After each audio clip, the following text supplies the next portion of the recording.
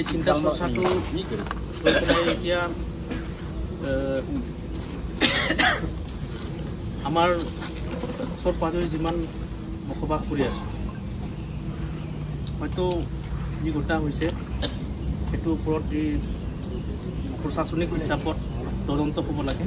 এইটো আমি চবেই চিন্তা কৰিছোঁ, এইটো তদন্ত হ'ব লাগে, উচিত শাস্তিও হ'ব লাগে। কিন্তু কথাটো সেই লৈ পেলাই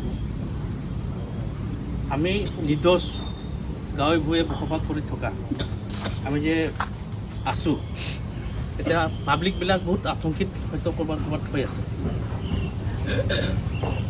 সেই হিচাপত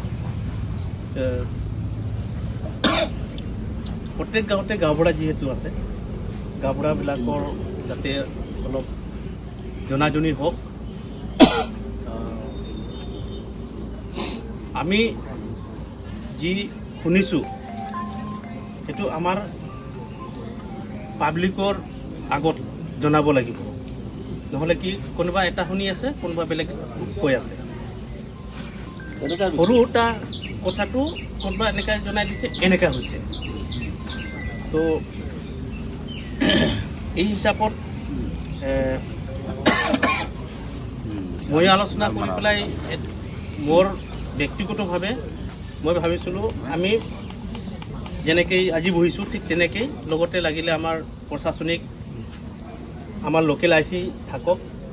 যদি আমি চব আলোচনা কৰি পেলাই যদিও নিজৰ নিজৰ গাঁৱটো কণ্ট্ৰল কৰিব পাৰোঁ, তো আই চি থাকিলে আৰু বেছি ভাল হ'লে হয়। কিন্তু মই জনাইছিলোঁ আৰু আহিছিল, আহি কথা পাতিছোঁ। কথা পতাৰ পিছত তেনেকেই দিনৰ ভাগত দি হ'ল বহুত মানে এনেকৈ এটা স্কুলৰ ল'ৰা ছোৱালীৰ লগত